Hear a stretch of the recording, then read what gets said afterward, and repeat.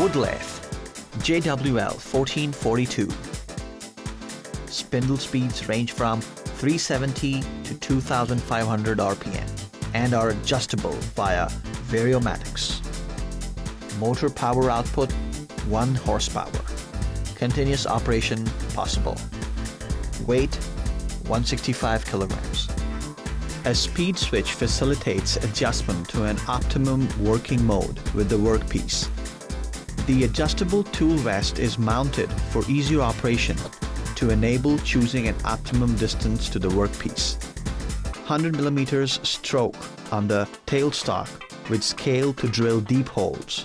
Adjustable tailstock.